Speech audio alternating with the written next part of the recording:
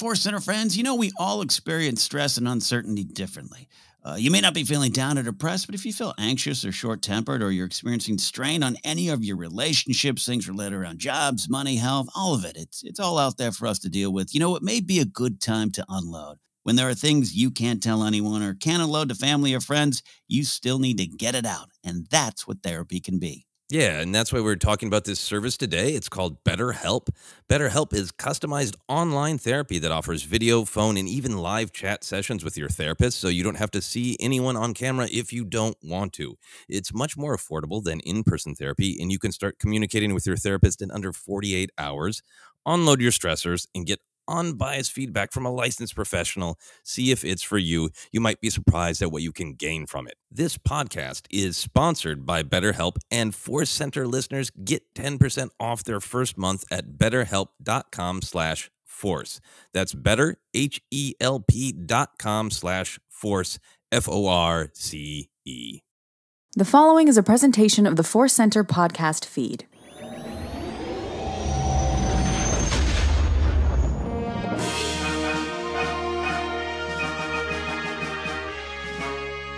From the center of galaxy, this is the Force Center podcast feed. I'm ca16b558218041de9ffcc0775b42108a. And I'm Joseph Scrimshaw, and this is one of our news and cues episode. This week, we actually have both the cues, questions, and the news. That's news. So I'm very excited to dive into it all with you, Ken.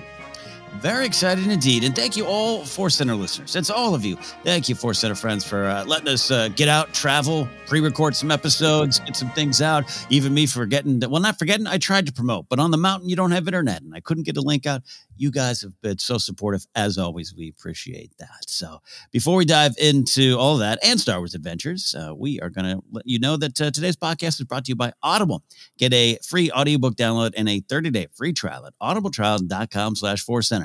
Over 180,000 titles to choose from for your iPhone, Android, Kindle, or MP3 player.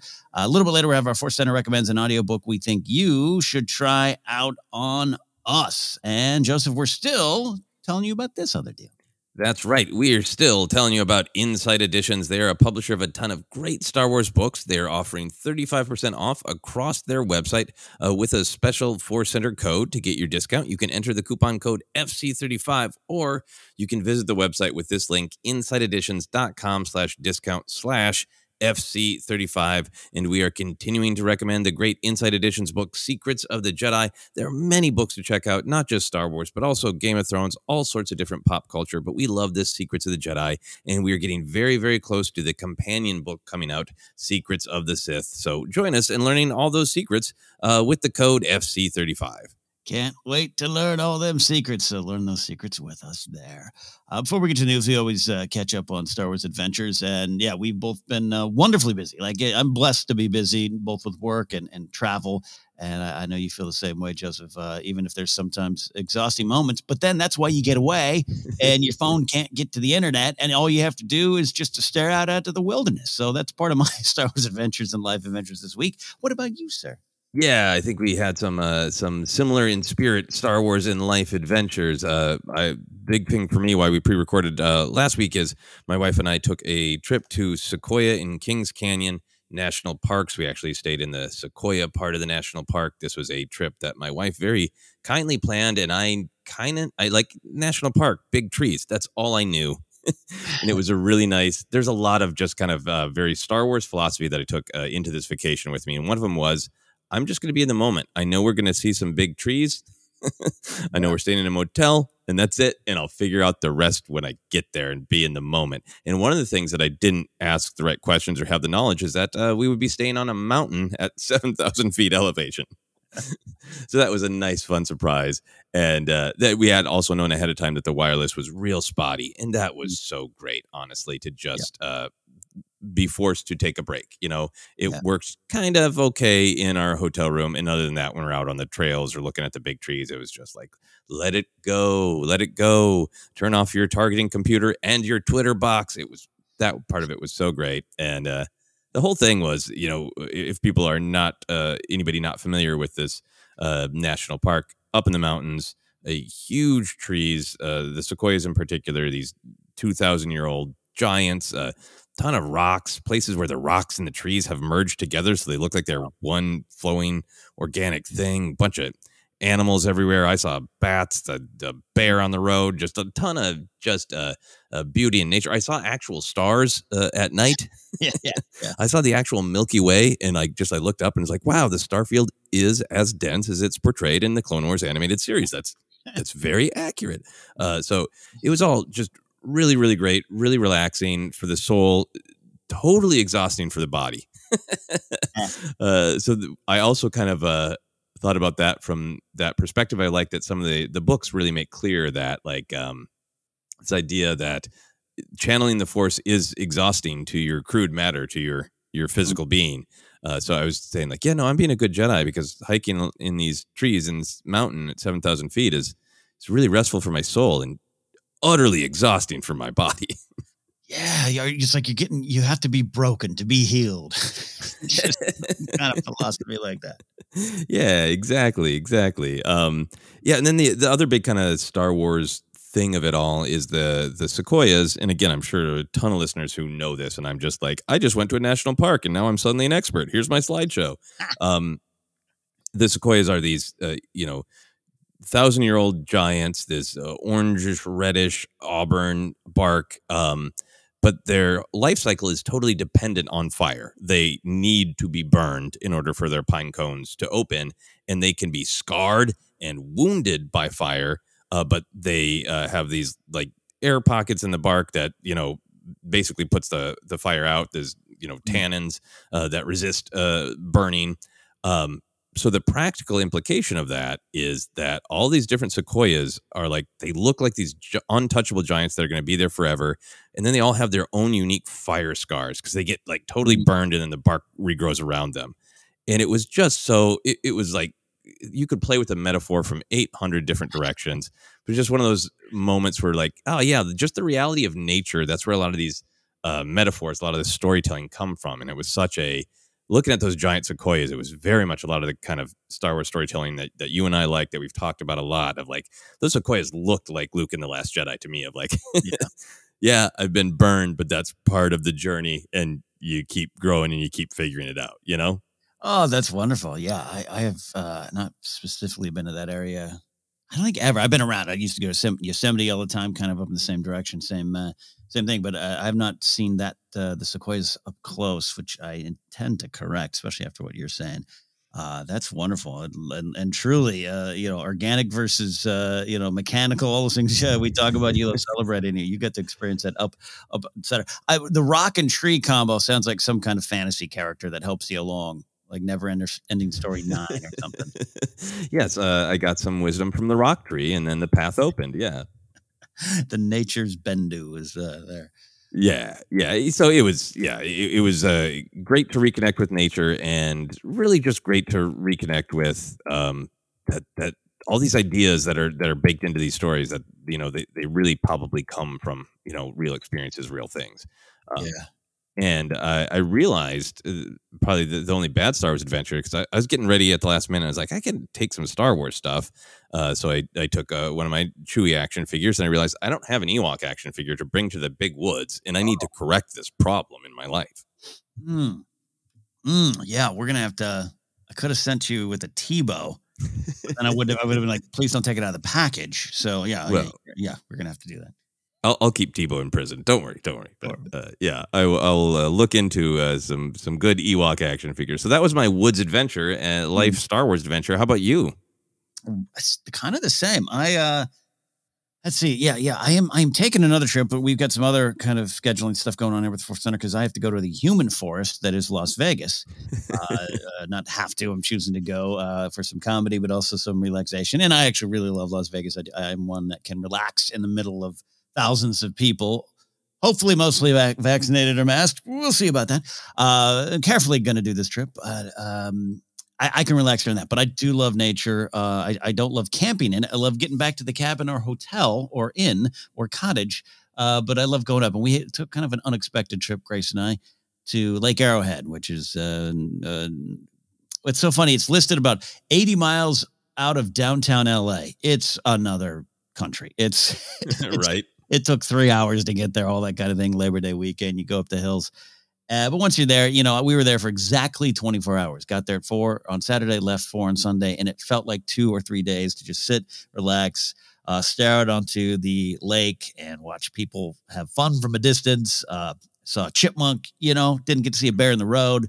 Heard some coyotes, but a nice chipmunk living under the stairs when I took Baxter out for the old doggy potties. But just the ability to just relax, turn off your mind, like you said, and just kind of be in the wilderness, hear the sounds, going on, even a little walking path. We didn't do a lot of hiking, but you could just feel the energy. You feel it there. And it's hard for a Star Wars fan to not think of Endor. You cannot you fail to make a reference. It's in your mind. You talk about it. I was trying to convince in vain to Grace, my partner, to let me bring my full-sized Wicket, have a photo shoot there.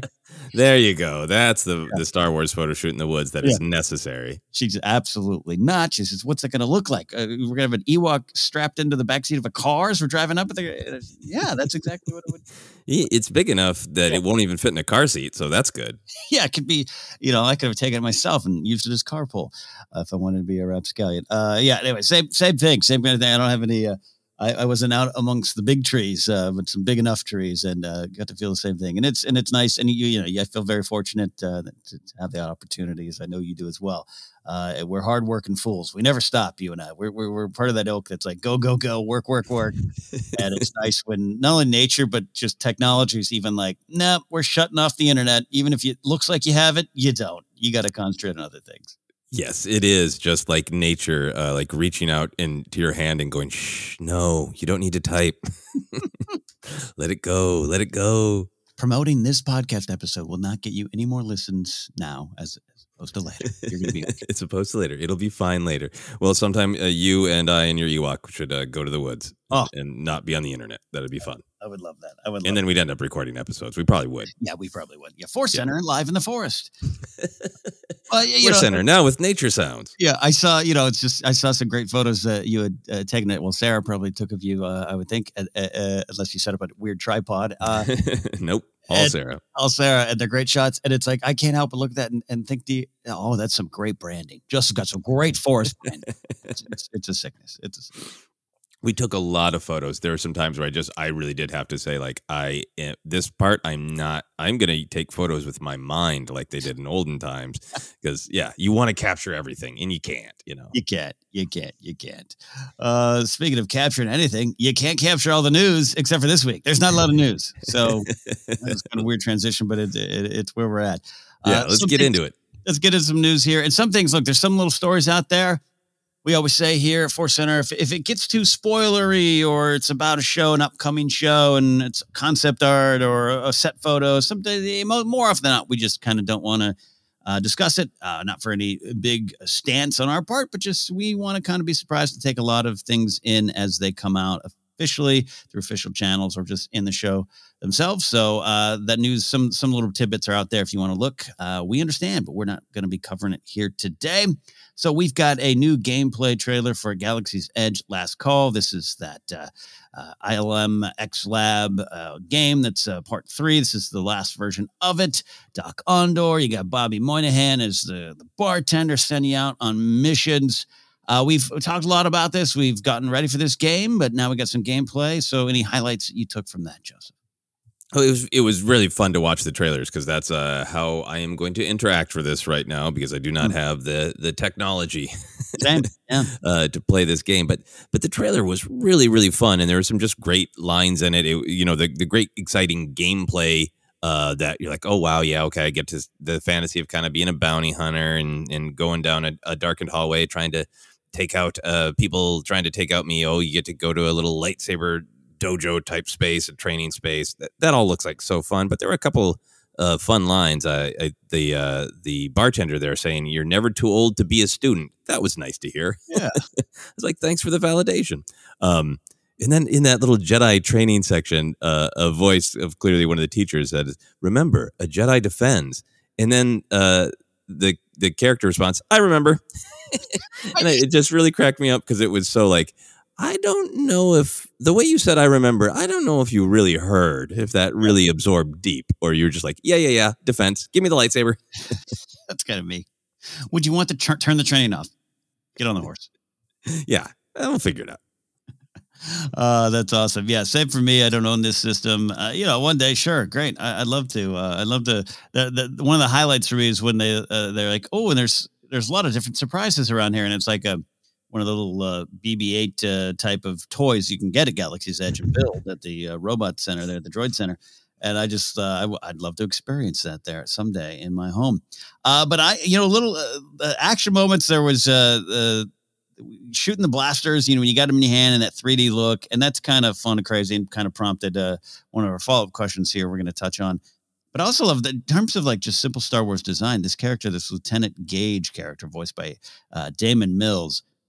We got the First Order Stormtrooper thing, but he's got the two like red pauldrons, and then his helmet's kind of framed with red over the white and black of the normal Stormtrooper helmets. And I just, in terms of Stormtrooper designs, simple, I kind of liked it. And I wonder if we'll see that anywhere else at any point in Star Wars storytelling. Yeah, no, I love the ongoing need to make troopers, look slightly different, right? So that they're still fitting in with the sort of monotony of the First Order / Empire. But like, is that a normal thing to have two pauldrons, or just like Cage is just like, I got to be seen. I'm going double pauldron. I think it is. Like, right, I kind of like. It's like someone didn't help. Like no one told him. Like, this is too much, dude. This is too much. He's like, yeah, no. Let me just. It's like pro wrestling. Put more spikes on and a cape. Why? Because you just need a spike cape. Yeah. Come on, what are you gonna do? I like that. Yeah, I like seeing the IG-88, of course, voiced by Rhys Darby from Flight of the Conchords and many other great things. We're werewolves, not swearwolves. Love seeing that. And it's any thoughts on IG-88 being involved? We talked a little bit about it, but it kind of reminded me again that that character's in this game. Yeah, no, I mean, I like that he's still kicking in this era, right? Yeah. Yeah, which is weird because I'm a little behind again on the Bounty Hunter comic and the War of the Bounty Hunters. I'm like, are people dropping in that one? I don't know. Yeah, no, IG-8 has such a great history in our imaginations, but particularly a legacy in video games. So I hope he's just scary as hell, the way he was way back in the day in the Shadows of the Empire N64 game. That's a great point there. So here's the follow-ups. In watching this and watching that little scene where you're holding two blasters and it looks like you're in the fight, I kind of had that like, oh, yeah, that's great. Yeah, I've seen that 50 times this week, right, in games and TV shows, whatever. We're blessed by this wonderful era of technology that's only getting better and better and better. I had this thought, Joseph, what would you have thought if you saw this trailer as a kid? Go back to 85 and just say, hey, I'm from the future, Joseph. This is what you got. Yeah, no, there's a part of me that I would have thought that it was impossibly advanced. And then there's a part of me that just feels like, I don't know, it was sort of like the promise of what was coming, right? Like 80s was such a time of tech excitement, not a little bit of future dystopia storytelling, but the dystopia was always with the promise that it's partially because the tech has gotten better. Yeah.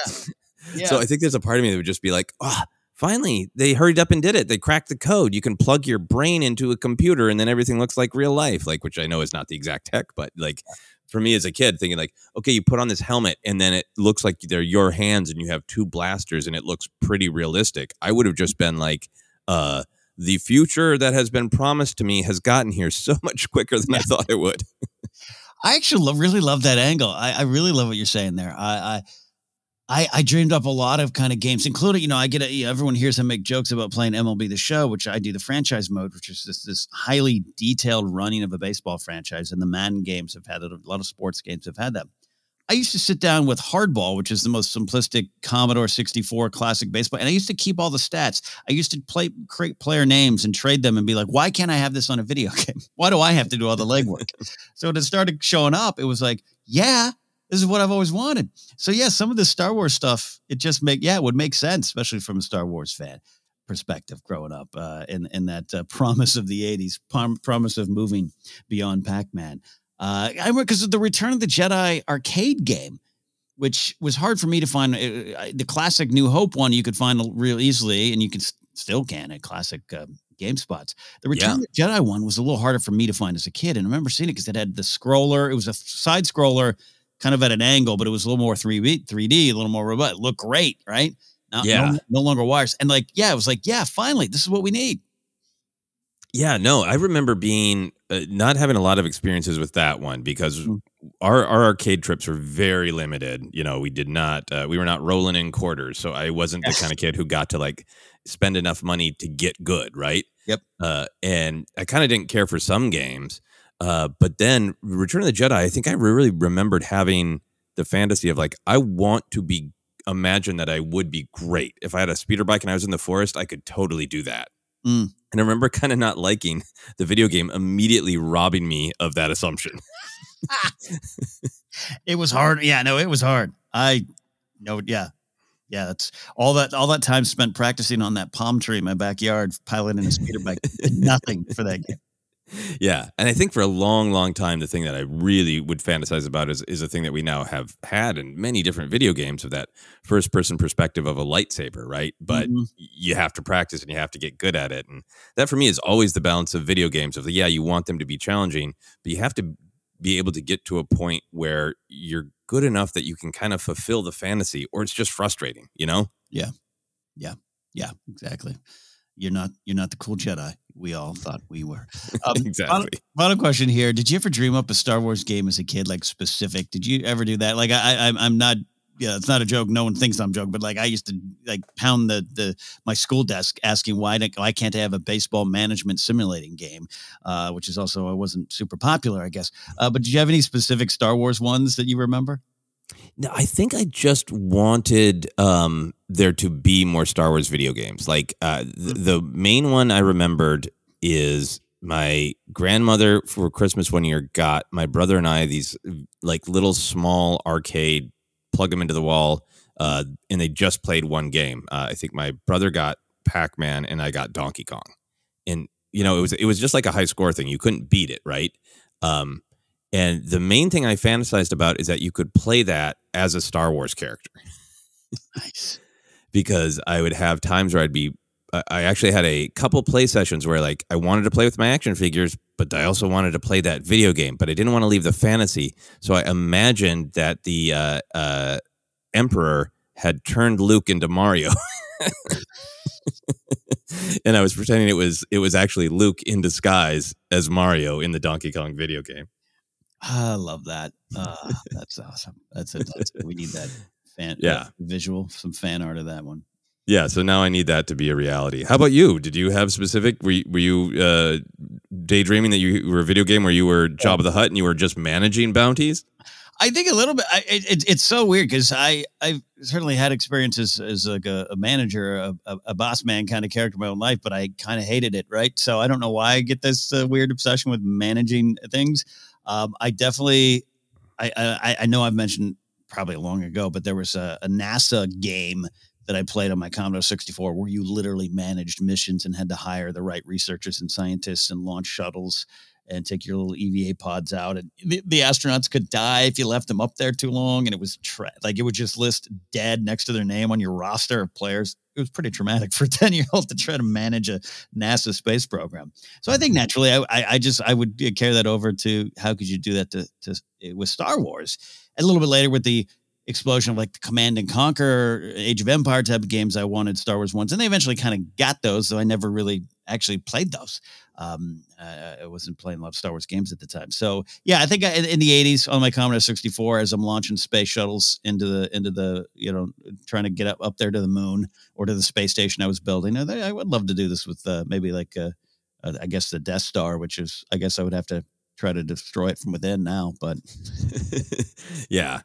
Yeah, I mean, it is really amazing to just see the different kinds of experiences that Star Wars gamers can have. And I just wanted any Star Wars experience. You know, if people want to Google what the original, not the Super Star Wars, but just Star Wars for the original Nintendo, what that looked like, the NES, those graphics, even at the time, were like, this was kind of fighting me in feeling like I'm cool, but I don't care. It's Star Wars.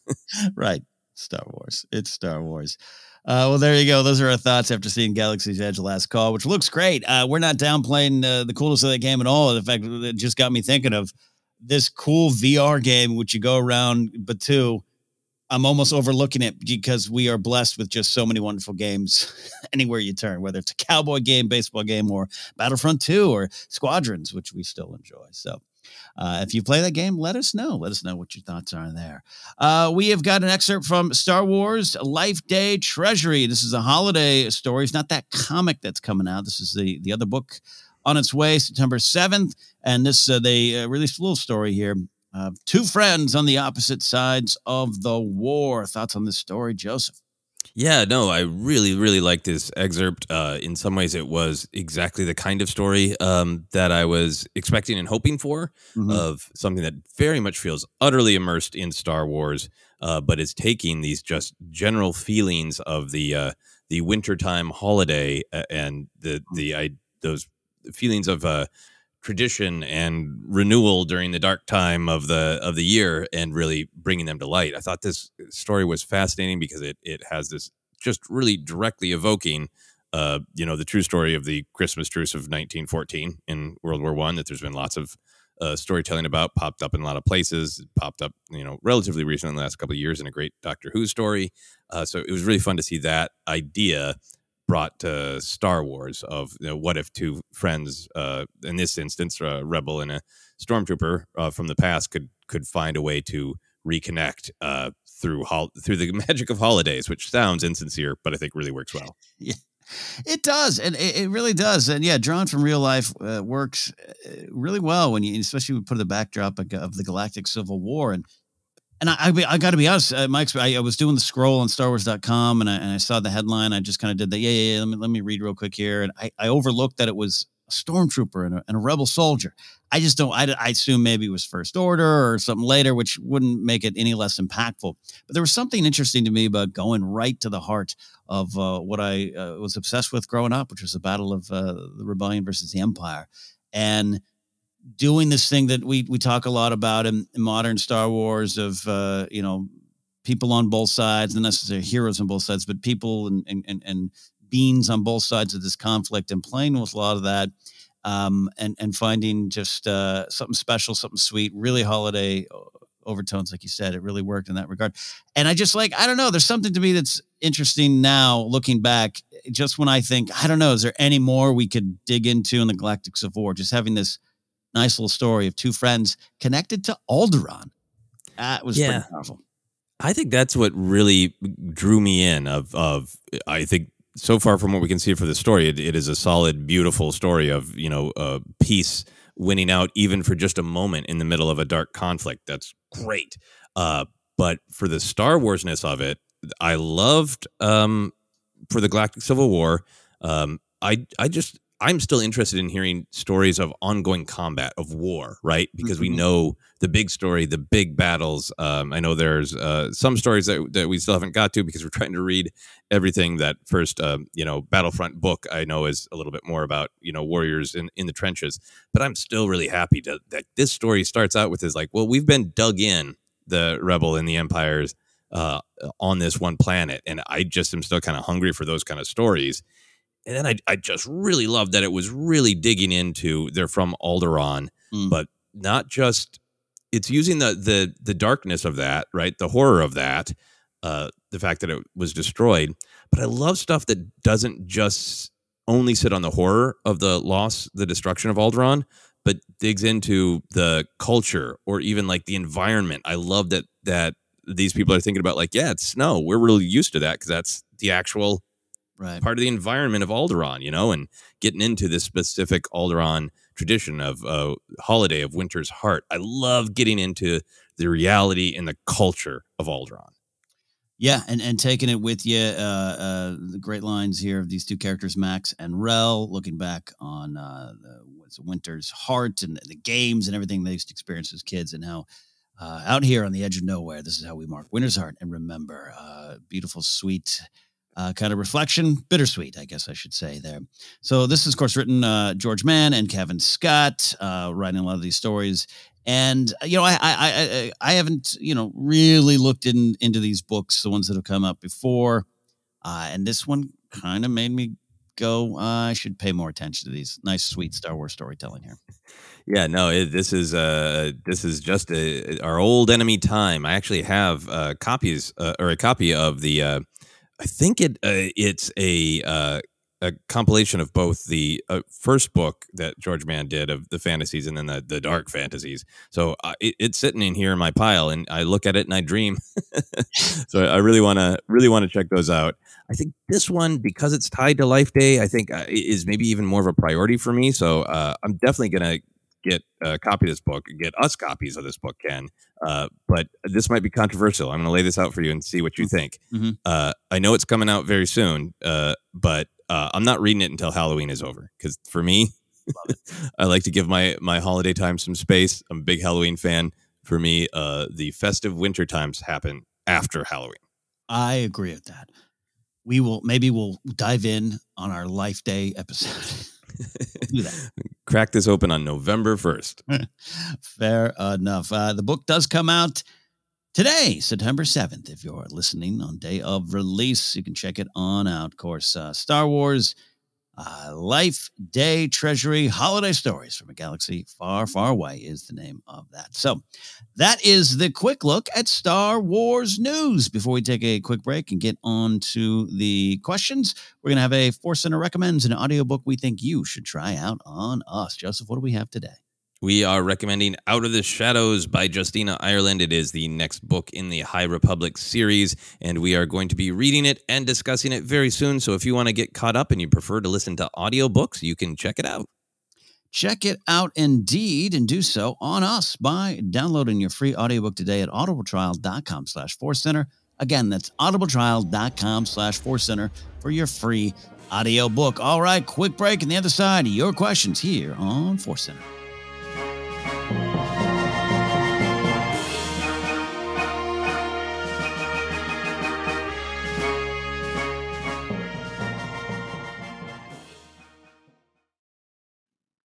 Hey, Force Center fans, great Star Wars discussions are on the way, but first let me tell you about Anchor. It's the easiest way to make a podcast. Let me explain. First, it's free. That's the truth. It's free. And there's creation tools that allow you to record and edit your podcast right from your phone or computer. And Anchor will distribute your podcast for you.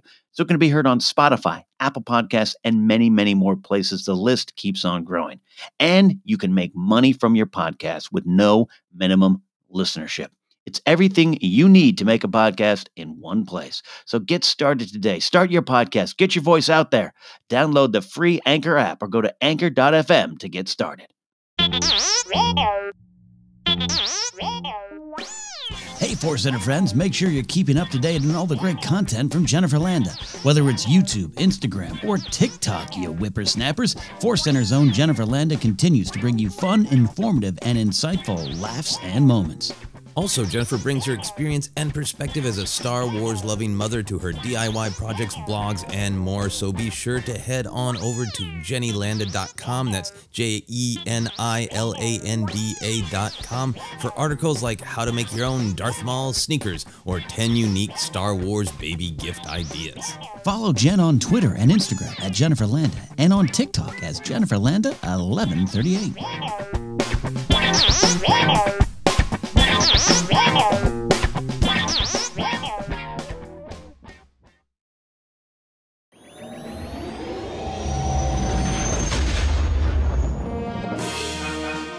Welcome back to Force Center. We've taken a look at the news. That means it's time contractually for us to get to the cues. Joseph, what do we have? Here are contractual questions. Who knows what will happen to us if we don't answer, so we better get to it. We have 2 questions, as always, from Twitter and 2 questions from our patrons on Patreon. We start with Twitter. We're going to Michael Gibbons.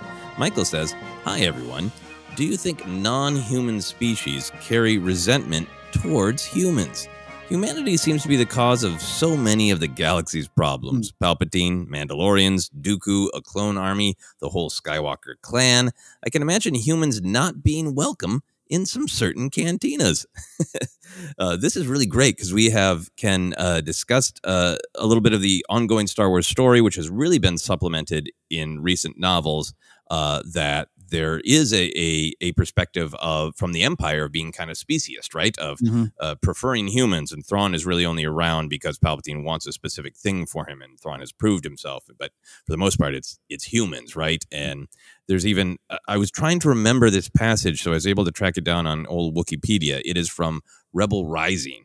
And Jin actually has a conversation with a character named Berta, who is a rebel engineer, who is the species Krish, about how humans have spread everywhere in the galaxy. I want to read this dialogue real quick. Sure. Jin says, some people consider this a skill. Humans adapt. Got mountains? Build ridge crawlers. Too much water? Build scub subs. An ice planet? Use radiated egerts. People adapt. Berta replies, yes, but should they? Either humans adapt or they force the planet to adapt to them. This is not normal. It was great that there's perspective of the fact that, yeah, there are humans everywhere in the galaxy. I believe Wikipedia said they are the plurality, not the majority, but the plurality. And this idea that they've spread out everywhere. And there are some people like this character, Berta, who's like, maybe you shouldn't be so damn spread out. Maybe everything doesn't need to be about you humans. So I think Michael's really onto something. To look at it from this perspective, if there are any species that are like, hey, wait, humans are really causing a lot of problems and we got some resentment. What are your thoughts there? Look, this is Star Wars Episode 10, the species wars. It's not going to be controversial at all. No, I love this because I think we also see growing tension between droids and all the other and out there. That's popped up a lot, and there's something about that. I really think you can mine this even more. And, you know, you look back, the Nile is a collection of many types of folks, marauding around the galaxy. So you could, I guess, look at it from that perspective. But in terms of some of the things that Michael's listed here, I would love to see some of those conversations. I would love to see, is there, because, oh God, I'm not as wise as you. I didn't pull this out ahead of time. Isn't there some spot in modern Star Wars storytelling where they kind of bring up that it was the humans not stepping up, but just like New Hope or the Battle of Yavin, clearly mostly human. If you watch that movie, probably because of budget reasons, but trying to in story answer it like, hey, they did that, but was it out of guilt? I know I'm really paraphrasing where I'm trying to remember that came from. Yeah. Yeah, I don't remember that exact. There have been so many great, just as you're reading the stories there, and you get to go into characters' heads. There are characters who are kind of wrestling with these kind of things. Yeah, and I do remember something about that, kind of trying to recontextualize the fact that the rebellion is made up of many different groups, but in A New Hope, we do see mostly humans flying. All humans flying. Yeah, and I'm being very clumsy and trying to recall and explain that. But yeah, point being, I think, Michael, you're right. I would love to. I think there would be some resentment in some corners. And I think there would be even an era of, a certain, non-human species feeling they're better, that adaptation. I have 6 eyes. What are you going to do?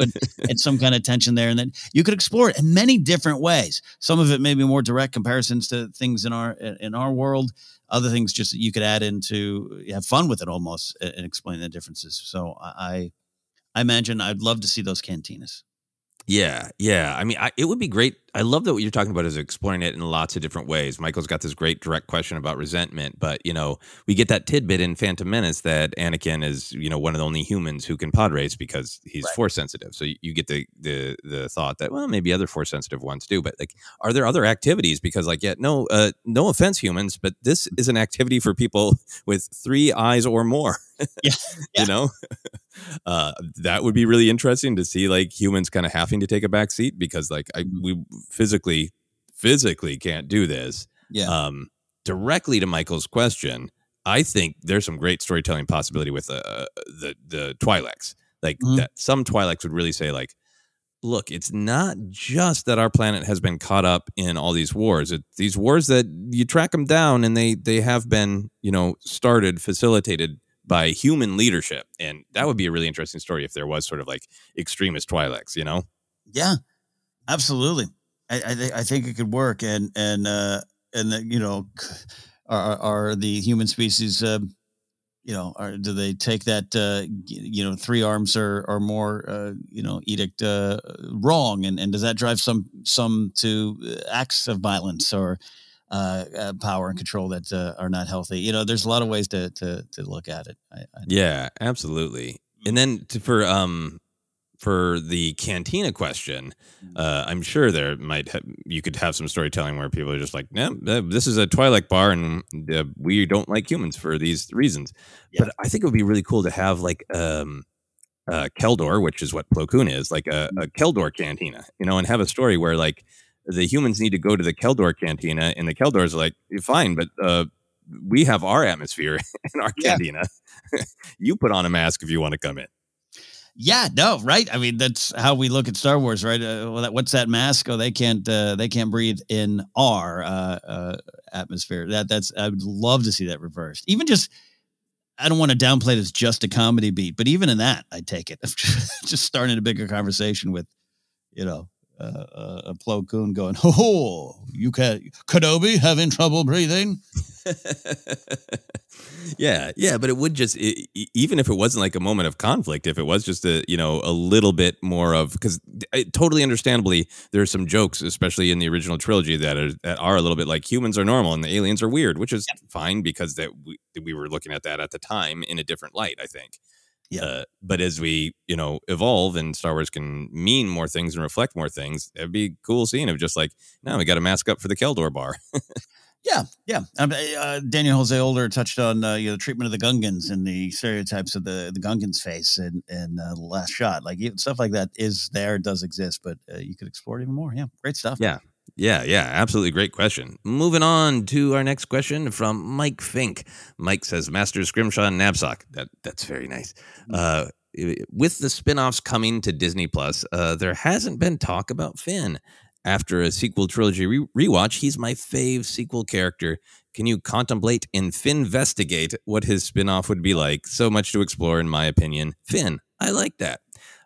Now, I have to also add that when Mike tweeted this question, he immediately replied, because there are rumors about a Finn, a Disney Plus show. We're not really covering it in news because it's total rumorville right now.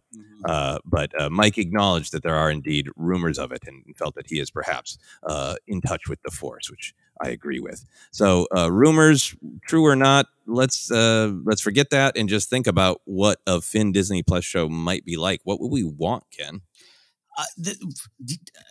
I'm stumbling because I actually got to tell you, I did see that rumor, and it's based on I have no plot. No, I didn't click on the story past the title there, but that JD Dillard project, they're saying that maybe that would be the one. Again, unfounded to the full definition of unfounded. But when I saw that, Joseph, I got excited. I'm like, wow, that could kind of work. Then I was like, okay, what does that mean? So Mike, you're asking what I've been asking myself here for a couple of weeks. There's something, Joseph, if it's post 9, everyone's going to focus on the potential Jedi side or Force side of Finn. And I would want that there. I would quite frankly need that there. But I don't. And we see the Lego holiday special. We saw a little bit of Rey and Finn and the training. Love that. But I'd love to maybe move past that and not to just completely repeat the cycle of storytelling, but following the fall of the Final Order and / the First Order. I imagine you're going to have not necessarily pockets of stormtroopers resisting, say, like we're dealing with in Mandalorian, but you might have a lot of people similar to at the end of Rise of Skywalker with Janna and Lando, of just a lot of First Order people not knowing who they are, not knowing where they came from, and trying to deal with that, and Finn's got this really clear idea of, hey, it was a feeling that I acted on. We all kind of do that, and I think that's what's there with Janna, and that's why I love the Orback scene and the charging and BB-8 and all that great stuff. I think it's a powerful moment.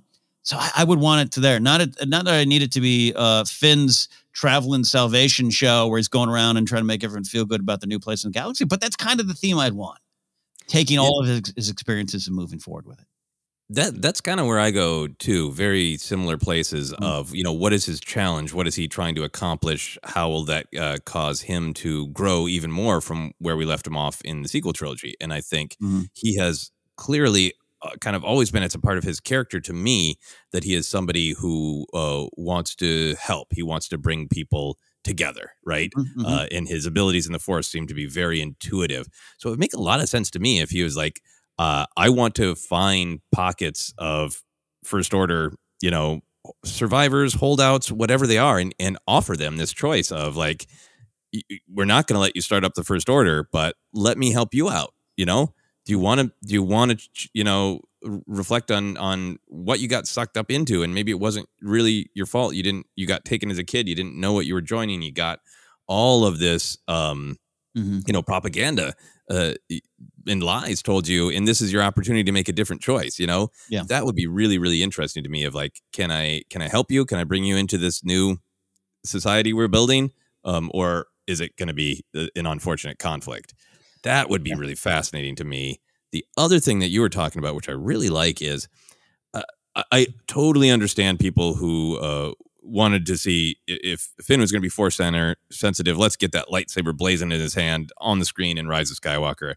Mm-hmm. Totally understand where those feelings come from. Excuse me. Yeah. But I also like that Finn seems to have a kind of a different and unique connection to the Force, and one that he's really comfortable with and makes sense for him. So I would be fascinated with the story where, like, we know that Rey gave him some of the basics, right? Maybe he even does have a saber, but however you want to explore it, that he's on his own journey with the Force to discover what it means to him and how he uses it. Yeah, that's really interesting to me. If this were to happen, I would want to see Jedi Finn and the lightsaber and a robe or something like typical, right? Just to have that feel, because I do understand where people felt it fell short for them and some of the stuff in episode 9.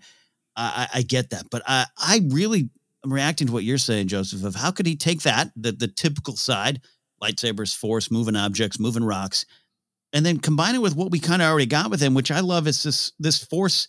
The Force is everywhere type of thing. And I'm sending Finn on a missionary mission. To be clear and be careful, I'm not saying like he's going to go out and convert the world, but if as he's talking to these people and how you and I sometimes react to, hey, the light and dark is sometimes in all your choices, and it's down to a micro level. It's not always about the red sabers and whatnot. If Finn could be like, this was my journey, exactly what you're saying here. This is what I felt, and I made these choices. I didn't want to pull the trigger on that villager. That was my choice. But it came from here, and blah, blah, blah, blah, blah, and Destiny rolls out bit by bit, not in a giant path. I could be really moved by that.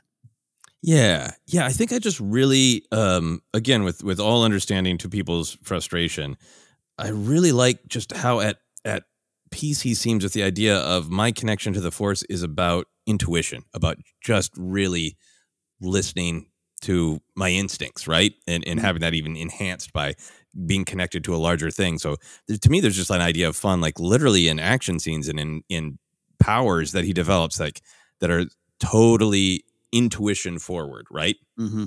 Like he's in a battle, like, I'm going to push that rock. I don't know why. Yeah. But it ends up where it needs to be, kind of thing. Like really exploring that perspective would be fascinating to me. Yeah. There's something there. There's something there. Yeah. Last big thing, one of my favorite beats in Rise of Skywalker is that great moment where Lando wants to help Janna find out where she's been, where she comes from. Mm-hmm. Not where she's been, where she comes from. And it's about Janna, it's about Lando, but it is about that whole idea of everyone from the First Order who was taken when they were young, right? So it wouldn't. That's a great moment, but I also feel like if Finn had his own show, that for me is like one of the obvious things to explore. Yeah, of not necessarily him going, I'm going to go discover where I'm from, but if he's out doing something proactive, because that kind of feels where he left off of, he wants to keep moving and help people, but in the journey he discovers where he's truly from, and that gives him some sort of conflict. That would be great too. Yeah, I like that. Yeah. I guess you still need conflict in storytelling, right? You can't just have a 7-part series of Finn sits down and teaches everyone about how to pray in the Force. I'm sure people would be upset. I would watch at least 3 hours of just Finn meditates myself personly, but I understand. Great question, Mike Fink. Very, very excited to simply wait and let the Force and Lucasfilm reveal the truth of if there's going to be a Finn show. But for now, we're going to move on to our questions from our patrons on Patreon. We got one from Big Lou. Big Lou says, "Hey, fellas, Big Lou here, and I got a question having to do with Star Wars Visions. specifically the fact that it's the first non-English language Star Wars production. The trailer looks amazing, and I can't wait to see it. I am planning on watching the English language version of this show because for me, I find closed caption subtitles very distracting, and they really take me out of a show movie, and I end up just reading the text on the screen, and I miss out on the stunning visuals. I have no doubt at some point after several watches, I will watch it in its original Japanese. Was curious what you guys' thoughts were on this, in which you thought was a bigger trade-off, original language with subtitles, but potential to miss visuals, or English language dialogue, but miss out on the inflections and tone of performance from a native speaker in the language the script was written in. This is a great question. It's got me even more excited about watching Visions multiple different ways. So where do you go with this, Ken? First of all, Big Lou, what's up, my friend? He's a great cat there. Man, this is... I hadn't really stopped to think about this. I just, not for any reason related to Visions, but just life's moving really fast. And I was like, all right, Visions is going to come out and I'll sit down and watch it. I'm going to aim for both. And my first viewing would probably be the English language version, only just to make sure I've got my footing on what I'm watching. But I think I owe it to this amazing project to watch both. You know, does that make sense? Like to take Absolutely. It in. I subtitles, you know, some bother some, I don't always gravitate to them, but I mean, Grace watches every show that's Spanish heist shows or French true crime dramas. So she almost watches no English language shows. So it's more than possible based on individual tastes. But yeah, I hadn't stopped to think of that. Which maybe I'm slightly embarrassed I hadn't stopped to think about that until Big Lou asked me. So I'm going to make a point to watch both. Yeah, I'm really glad that Big Lou brought this up because it is going to make me schedule even more time for watching Visions. That trailer looks amazing. I'm very excited to watch it. And I think this is probably a familiar question for people of a different generation or different fandoms. This is an anime question, right? Of the dubs or subs. And I'm not a huge anime person, but generally I have watched the English language dubs because I just do want to start from that point of kind of processing the story in the way that I primarily know. But then I have watched some where either they're not available or whatever, and it's really truly great to hear like the rhythm of it, the art of it. What does it truly sound like in the culture that it is from? Like Lou is saying. So for Visions, I think I really do want to watch both because I think I'll get something from both of them. Right. And then it's also fun to compare too, especially it sounds like in the English language dubs, there's a lot of performers that we're going to be familiar with, right? Right. And there are probably going to be a lot of like rhythms and tones of this is what a Darksider sounds like, or what this is what an enthusiastic young person sounds like in Star Wars. So to be able to just kind of have the fun of comparing how knowing what the energy and attitude of a character performance is, and then just experiencing how it's expressed in different languages is really, really cool. And I think this is what you were saying. I think the fact that Visions is a journey in this completing the circle, right? That Star Wars was so inspired by this culture. So now this culture is creating their own Star Wars stories. That for me, it feels even more like, okay, then I really want to experience it as this culture created it. Yeah. I think then the other thing for me that's fascinating about this is I used to really feel like Lou and get a little distracted by closed caption subtitles and felt like, I was staring at them and missing visuals. But I've been watching more things with captions for a couple of reasons. One, for just like Disney Plus available on my computer for studying for trivia to just see the words, or wanting to make sure I don't miss a thing happening in the background, or closed caption is great for when you want to take a screen capture for advertising one of our shows, our podcast shows. So I've been watching with captions for lots of reasons, including the ongoing thing where it feels like a lot of shows and movies are not mixed for home viewing, where the dialogue is quiet and the music will suddenly give you a heart attack, right? Yeah. So like there's some things I watch late at night after my wife has gone to bed, and just like, I just got to keep the volume real low and I got to go with captions. So with all that caption time for me, I've gotten a little bit more used to it, and I've become a little bit more fascinated that I process the dialogue and almost remember it more when I can read it, when I can see it, when I have this kind of different relationship with it. Man, if I had done that, I might have answered some quote questions right and still be competing in a trivia contest game show. Yeah, no, but I'm with you too. I get. I like it, it's. I think sometimes, maybe just speaking for myself, definitely not you, but it's like, if I'm like if I want to admit that I don't know, subtitles kind of distract me, I feel like I'm admitting I'm dumb or something or not cultured. I like them subtitles, and that's not true, and that's not the case. There's a lot of different reasons why you might not like them or might not gravitate to them, and I think Lou's showing some good examples, which is why I think, hey, for this project, this one, I think how you want to take it in. I think you're still showing respect to a great Star Wars project and a wonderful group of people and a culture paying respects to this thing, this circle of Star Wars influence. I think either way is going to be fine. But yeah, I'm definitely gonna make sure, like you said, Joseph, schedule time for both. Yeah, schedule time for both. And the good thing about Disney Plus is I think the closed captions, the subtitles experience changes massively based on how well they're placed and what size the font is and how obtrusive it is. And I feel like Disney Plus is great. Like when I watch things, I have Spectrum cable, and when I have to just turn on my Spectrum, it's so big and so goony. Yeah.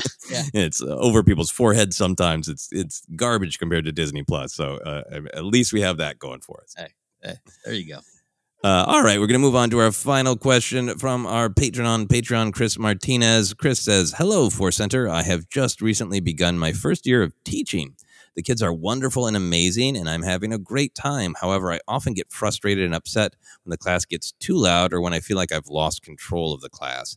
What lessons or quotes from Star Wars should I remember the next time a bunch of sixth graders are acting up? Thanks for everything, and may the Force be with you." This is an amazing challenge, Ken. What do you got for Chris? I mean, if you don't at one point say Liam the Shades, what are you even doing here? What are you even doing here? You don't even need Shades or a kid named Liam. Just say Liam the Shades, or just Statty now. I think we keep bringing this one up a lot because it's Qui-Gon going to his knees to just kind of meditate.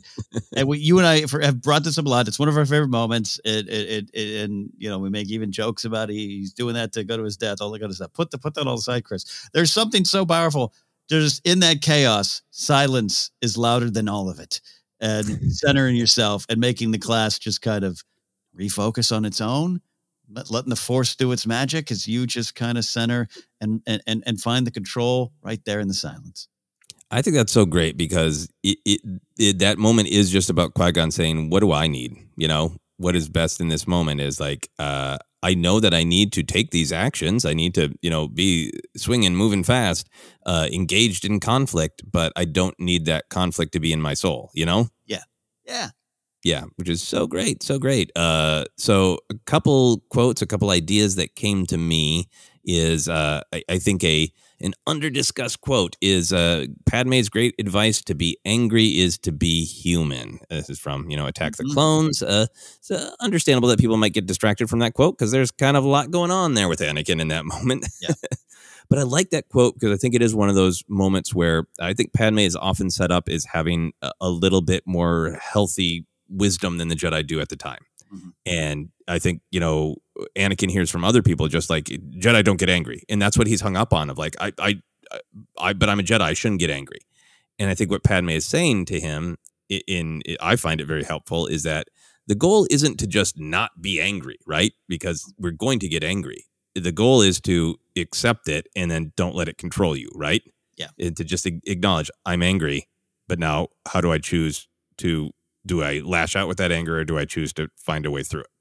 Choices, big choices. And this is also to not understand subtitles is natural. You must choose to work beyond that. Yeah. But you're so right. You're so right. And I think Chris, we all grow up looking as teachers. They're one of the listed ones you're supposed to trust, right? That's what you're told. Find a teacher, tell them, and that's not always the case. And teachers are human, so I think Joseph's speaking some Padme truth here. Yeah, to be angry is to be human, especially if sixth graders are being real difficult. I got a couple more, Ken. Yeah. I like Obi-Wan's line to Yoda in Empire Strikes Back of "Was I any different when you taught me?" I think that one would help me. I have done some teaching, nowhere near what Chris is talking about of being a full-time teacher.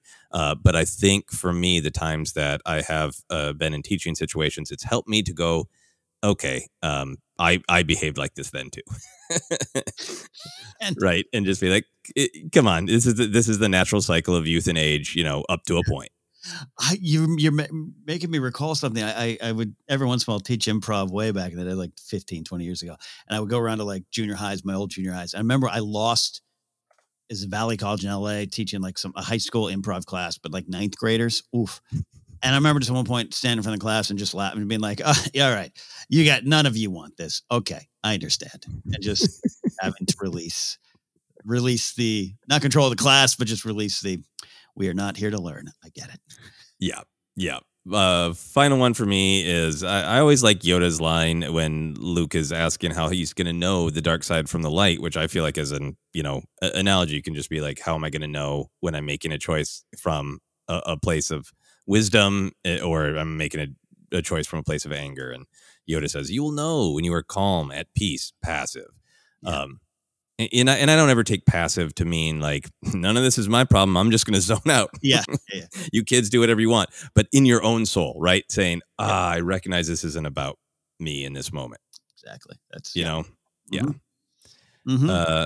Final bit of advice, Ken, is one that I think you have brought up in a specific context, but I want to bring it up in a slightly different way. I feel like humor helps too, right? Always when you're stressed. So I think if I was trying to think of a Star Wars thing when I was getting really upset in a situation like this, I might just picture myself as Luke on the island having just walked away from everything. Can teachers drink in classrooms? I don't know if that's allowed anymore. Or I would do that. I think green milk, yeah. Milk. Sure. Yeah, just chug some green milk at them and just think, I'm going to go to an island. This is all going to be behind me. Need to get away? Grab your green milk. Exactly. So unless you have any other thoughts, Ken, those are our questions. No, Chris, hang in there. You're doing the force's work. Exactly.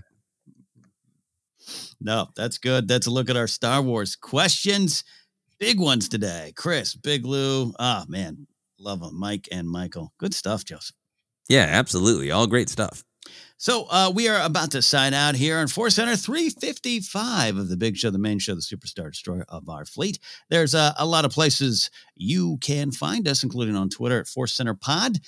Use the hashtag Force Center if you want to join that conversation. We're on Instagram, YouTube, as well. Facebook page is Force Center Podcast. We're available on a lot of different spots, including Anchor, iHeartRadio, Apple Podcasts, Google Podcasts, Amazon Music, and Spotify. Merch is available at tpublic.com/user/Force Center.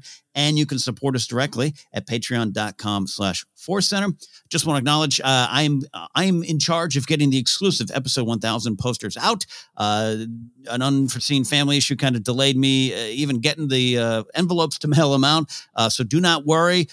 We have that offer still standing. You join Force Center and support or up your support to the top 2 tiers. All you need to do is one time and you get all those posters. Don't worry, all in place. My promise to y'all, life just kind of got in the way, but I'll be handling the business side of that stuff very soon. But you can support us there at patreon.com/Force Center. You can follow me at Ken Napzok or go to kennapzok.com for information on all the things I'm doing, including my new music show, Pop Rocket Radio, over on Mixcloud. Joseph and I always like to highlight things to help support. There's a lot going on in the world right now. You could pick one of 12 places of trouble, and that's a small number, and we get it, we acknowledge it. So I don't have anything specific right now, other than look out and find something that your heart is calling you to look into and support. And sometimes in a world that can seem overwhelming and seem collapsing around you, no matter where you stand on a lot of things, it can get overwhelming. Don't forget, a small step by you it goes a long way, and that step is your step. So find something close to your heart and plug in. Yeah, I think that's absolutely wonderful advice. For myself, you can find me on all the social media. Twitter, Instagram, TikTok is at Joseph Scrimshaw, and all my other comedy adventures are on my website, josephscrimshaw.com. If you want to check out my other podcast, Obsessed, my wife and I just did a whole episode about our journey into the big trees, and that was a lot of fun. And not surprisingly, some Star Wars thoughts came up there too. So if you want to check that out, there's a link to Obsessed on my website, josephscrimshaw.com. And the thing that I would like to continue to plug is the governor recall vote in California. This is a big deal that has a lot of potential implications. And I think it's just really great that everybody in California be aware of it and be aware of their power to vote and use it. The actual vote is September 14th, but you can mail in your ballot, or I believe a lot of early voting sites are open. So as always, whenever a vote comes up, I encourage people to use their power. Hey, and we've been studying in the Clone Wars. Votes are pretty important to the grand story. So, log on. Yes, they are. Well said, Joseph. Thank you all for listening today. Thank you all for being patient with our travel. I keep mentioning it because sometimes, when you're working so hard, and Joseph and I work so hard, sometimes you feel like we're letting people down if we're not there the hour that we normally are, or we're not covering all the news the moment it breaks. We appreciate you guys just being here on this journey with us. It truly makes the Force Center community what it is. So, for Joseph, for Finn, for the Force, and for all the sixth graders calming down and listening to their teachers, we'll see you next time here on Force.